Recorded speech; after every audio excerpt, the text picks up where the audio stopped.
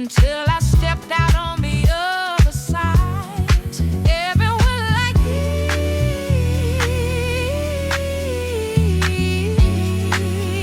from this podcast queen. Stay strong, stay healthy, and know that you are loved. Stay strong, stay healthy, yeah. Stay strong, stay healthy, that you are loved. My mom is really big on following orders, especially when it comes to work. They don't follow orders. She says it as if it's the downfall of everyone. She really believes that if you just follow orders, everything will work out well for you. My first major battle with following orders came when I was initially diagnosed with bipolar disorder. The last thing I wanted to do was take medication every day for the rest of my life. Whenever the doctors told me that it was something I had to do, I thought about how long I might live. I felt like I was at the beginning of my life, barely 20. Having to commit to doing something for the rest of my life seemed foolish. I had no idea what would happen in my life. Would the medication hold me back? What if I skipped a day, a week, a month, or decided I just didn't want to take the medication every day anymore? What would happen? I tested the waters and found out the answers to all of those questions, and ultimately came to the conclusion that I had to take medication every day for the rest of my life. I began to feel that I didn't have any other option. Taking my medication as prescribed was the best way to stay healthy. Fast forward to 2025, and I have to do my prep for my surgery to remove the tumor in my colon. That prep made the colonoscopy prep feel like a walk in the park. I had to drink a gallon of prep liquid on top of numerous pills, including antibiotics, laxatives, stool softeners. I also had to shower in antibacterial soap 2 times. On top of everything, I still had to take my psych meds.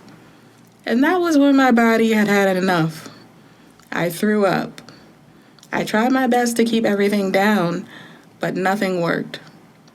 I wondered if it mattered that I'd thrown up. Would my colon not be clean enough? Would there be some type of complication with the surgery? I thought about whether or not I should tell them that I'd thrown up. Would they be able to tell? I ultimately told them, and their reaction seemed to indicate that other people in my same situation had thrown up as well. Maybe it was to be expected under the circumstances. All I could think about was how I did everything I was told to do. I just hoped that it was enough. That was one of the main differences between my bipolar journey and my cancer journey. I immediately accepted the fact that I had cancer. I could see and feel the cancer in a way that I could not see or feel bipolar disorder. With cancer, I felt impaired. Difficulty breathing and walking, aches and pains, diminished mental abilities. I knew something was wrong long before I was diagnosed. Since I accepted the fact that I had cancer right away, I didn't hesitate to follow the doctor's orders. When I was diagnosed with bipolar disorder, I believed the doctors were lying to me about having bipolar disorder in order to keep me in the hospital. I'd never heard of bipolar disorder before, so I thought the doctors made it up. I never thought I could have an illness that I'd never heard of before, especially not some type of mental disorder. Also, bipolar disorder seemed like something I could fix on my own. If I only got more sleep or improved my diet, then I wouldn't even have bipolar disorder anymore. I knew I absolutely needed some type of doctor or treatment in order to remove the cancer from my body. For a brief instant, I thought about maybe seeking some other type of non traditional treatment for my cancer, but that seemed like more work than it was worth. I knew for sure that there were people who lived with bipolar disorder without taking any medication, but it didn't seem to me that it could be the same with cancer. I credit following doctor's orders to me recovering from thyroid and colon cancer as quickly as I did. 8 months from diagnosis to cancer free.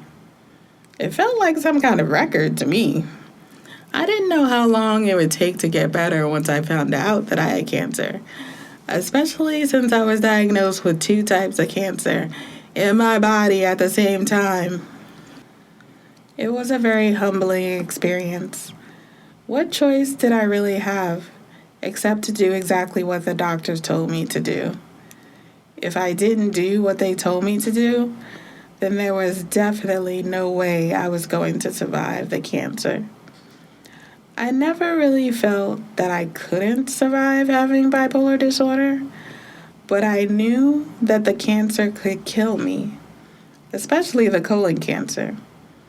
They say no one dies of thyroid cancer, but there was a complication with my thyroid cancer, which could have resulted in my being permanently disabled. Cancer was taking over my body from the top down and the bottom up. My doctors were my best hope at survival, and it only made sense to follow their instructions to the letter. I've now added a thyroid hormone pill to the list of pills that I have to take every day for the rest of my life. I didn't even skip a beat when they told me that that was what I had to do. Now I have a morning pill and evening pills, and I adjust it quite easily. I don't want to have the quality of my life decline, and I have to admit that things have worked out nicely taking my psych meds every day. I wish I could tell my younger self to just hurry up and take the meds the way she's supposed to. She delays our full recovery by not following the doctor's orders.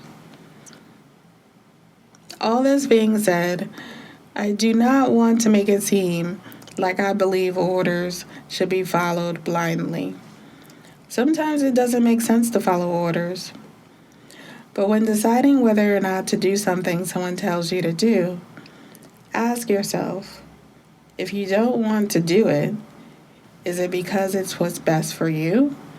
Or you just don't want to listen to the person who's telling you to do it? Oftentimes, not following orders comes down to whether or not you trust the person or not. The more faith you have in the person, the more likely you are to do what they tell you to do. And that makes sense. If you think someone doesn't have your best interest at heart, by all means don't do what they tell you to do.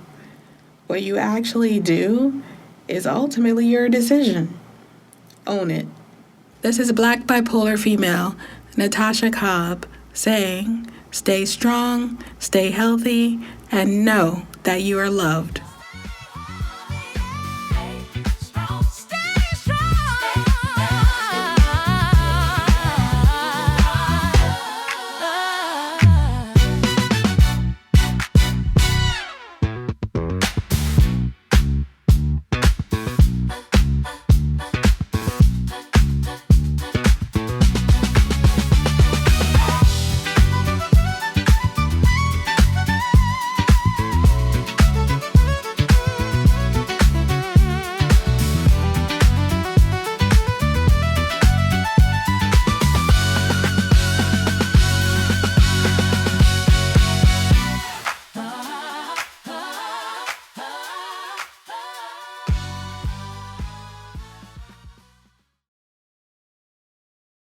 Did you know you can support this show by downloading and becoming a member of the Alive Podcast Network app. You'll experience unlimited access to Black hosted content, and we'll be able to keep bringing you amazing content week after week.